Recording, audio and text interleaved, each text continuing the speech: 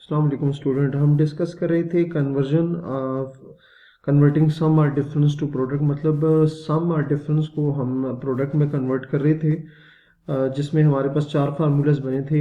यहाँ देख सकते हैं जो सम है वो प्रोडक्ट में शिफ्ट हो रहा है। प्रोडक्ट से मतलब ये जो साइन और कॉस की टर्म्स हैं इनके दरमियान आपको नजर आ रहा होगा कि मल्टीप्लिकेशन है।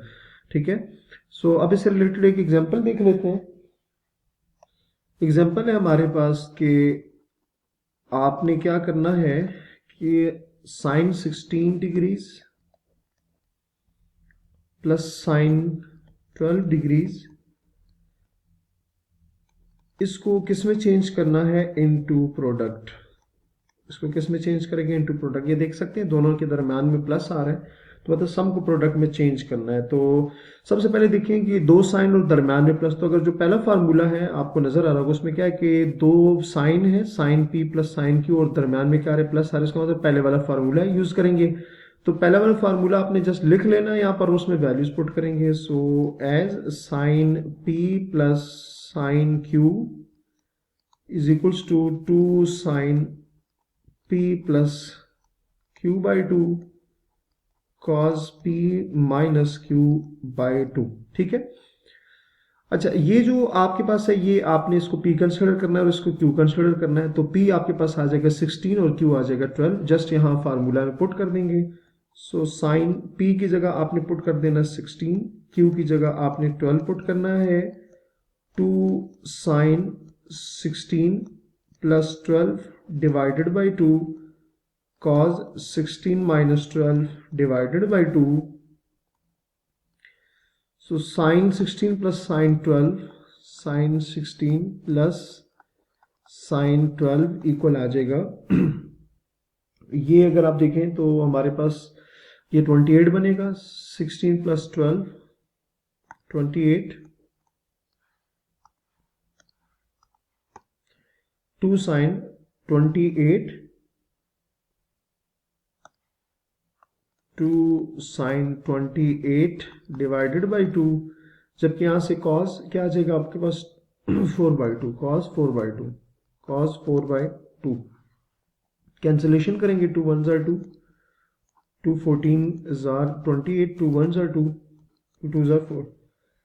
सो sine 16 degrees plus sine 12 degrees equal आ जाएगा 2 साइन 14 इंटू cos 2 डिग्रीज। तो आप देख सकते हैं कि शुरू में हमारे पास क्या था कि जो सम था अब वो किस में शिफ्ट हो गया? प्रोडक्ट में। राइट साइड पे अगर आप देखें तो इसमें आपके पास साइन जो है वो मल्टीप्लिकेशन में कन्वर्ट हो गया। तो इस तरह से आप देख सकते हैं। इसी से एक और एग्जांपल भी देख लेते हैं। अच्छा जी, एग्जांपल है हमारे पास कि उसमें आपने क्या करना है? cos 4 theta, cos 4 theta minus cos 2 theta, इसको कन्वर्ट करना है किसमें? As a product, as a product. सबसे पहले आपने फार्मूला देखना कि कौन सा फार्मूला इसमें यूज कर सकते हैं। तो दो कॉज है, दरम्यान में माइनस है, तो दो कॉज और दरम्यान में माइनस देखें आप, ये दो कॉज है, मतलब कॉस की दो टर्म्स दरम्यान में माइनस है, तो ये वाला फार्मूला यूज करेंगे। तो क्या आएगा? Cos P minus cos Q. Formula लिखेंगे as cos P minus cos Q is equals to किसकी इक्वल आएगा? -2 sine P plus Q by 2, -2 sine p plus Q by 2 and cos p minus Q by 2, cos p minus Q by 2। करेंगे क्या? आप देख सकते हैं कि जो पहला कॉज है इसको p कंसिडर कर लेंगे और इसको q कंसिडर कर लेंगे। तो p एंड q, तो आपने क्या इस फार्मूला में जस्ट वैल्यूज पुट करनी है। Put p is equals to 4 theta, q is equals to 2 theta in formula. Values put करेंगे, cos 4 theta minus cos q की जगह 2 theta -2 sine p plus Q 4 theta plus 2 theta divided by 2 cos p minus Q, p means 4 theta minus q means 2 theta divided by 2 cos 4 theta minus cos 2 theta minus 2 sign, आप इधर देखिए 4 theta plus 2 theta आ जाएगा आपके पास 6 theta, 6 theta को 2 पे divide करेंगे 3 theta आ जाएगा, cos 4 theta minus 2 theta, हमारे पास 2 थीटा होगा, 2 थीटा को 2 पे डिवाइड करेंगे तो थीटा आ जाएगा।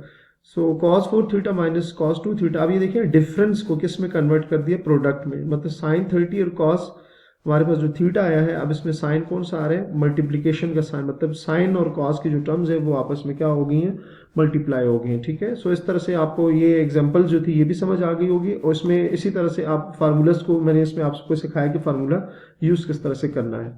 उम्मीद है स्टूडेंट यहाँ तक आपको ये जो लेक्चर है ये समझ आ गया होगा। नेक्स्ट हम इसी में जो हमारा नेक्स्ट जो टॉपिक है वो है domain and range of a trigonometric function. तो सबसे पहले हम देख लेते हैं कि डोमेन एंड रेंज बेसिकली होती क्या है। ठीक है, उसके बाद फिर हम उसको शिफ्ट करेंगे domain and range of a trigonometric functions की, उसकी डोमेन और रेंज क्या होती है। सो यहाँ हम थोड़ा सा डोमेन एंड रेंज, किसी भी फंक्शन की जो डोमेन एंड रेंज होती है वो होती क्या है, ठीक है, उसको हम डिस्कस करेंगे। अच्छा, अब सबसे पहले हम इसकी डेली लाइफ में जो एप्लीकेशन है डोमेन और रेंज की वो देख लेते हैं कि डोमेन और रेंज हमारी डेली लाइफ में किस तरह से यूज हो सकता है। ठीक है, अच्छा पहले मैं आपको ये बता दूं कि डोमेन क्या होती है। किसी भी चीज में जो आप इनपुट देते हैं वो आपकी डोमेन होती है, और उस इनपुट के बदले में जो आपको आउटपुट आती है उसको हम क्या कहते हैं, रेंज कहते हैं। ठीक है, अगर हम इसको बिल्कुल बेसिक रियल लाइफ में देखें तो हमारे पास, जैसे कुकिंग की मैं एक एग्जांपल लेता हूं कि जब हम कुकिंग करते हैं तो हमारे पास जो इंग्रेडिएंट्स होते हैं, कोई भी चीज़ जब बनाते हैं तो उसमें जो इंग्रेडिएंट्स होते हैं वो आपकी डोमेन होगी है, और उसके बदले में जो आपके पास जो डिश आती है उसका जो टेस्ट होता है हम उसको रेंज क्या करेंगे, उसको हम रेंज कंसिडर करेंगे। तो मतलब क्या हुआ कि जब आप कुकिंग करेंगे तो उसमें जब आप इंग्रेडिएंट जो भी डालेंगे वो उसकी डोमेन होगी। ठीक है, जैसे कोई भी स्पाइसेस हो गए, कोई भी चीज़ होगी जो हम यूजुअली घरों में यूज़ करते हैं, तो उन स्पाइसेस या उस इंग्रेडिएंट से जो हमारे पास जो टेस्ट आता है उस डिश का, हम उस टेस्ट को यहाँ पर क्या कंसिडर कर लेते हैं, उसको हम रेंज कंसिडर कर लेते हैं। एक बात तो ये हो गई। ठीक है, अच्छा अब यहाँ पर दूसरी बात हम ये कहते हैं कि अगर हम फंक्शन देखें कि फंक्शन में डोमेन और रेंज क्या होती है। लेट से मैं कहता हूँ ये मेरे पास एक फंक्शन है, ठीक है, इसमें मैं वैल्यूज पुट करता हूँ।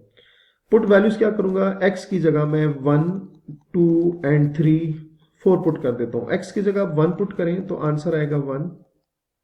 ठीक है, मतलब आपने 1 पुट किया तो आंसर आ गया 1। आप 2 पुट करें तो आंसर तब भी आएगा 2। आप 3 पुट करें तो आंसर आपके पास क्या आ जाएगा 3। और आप x की जगह 4 पुट करेंगे तो आंसर आपके पास क्या आ जाएगा, वो 4 आ जाएगा। ठीक है, तो जो वैल्यूज मैंने पुट की हैं, जैसे x की जगह 1 पुट किया, 2 पुट किया, 3 पुट किया, 4 पुट किया, ये जो सारी वैल्यूज आएंगे इसको कहते हैं डोमेन वैल्यूज। इसको क्या कहेंगे, डोमेन वैल्यूज। और पुट की जाने वाली वैल्यूज के बदले जो आंसर आया है वो हमारे पास क्या है, ये इसका क्या है, रेंज हो गया। ठीक है, सो नेक्स्ट जो लेक्चर है वो हम यहीं से कंटिन्यू करेंगे। तो अपना बहुत सारा ख्याल रखिएगा। अल्लाह हाफिज।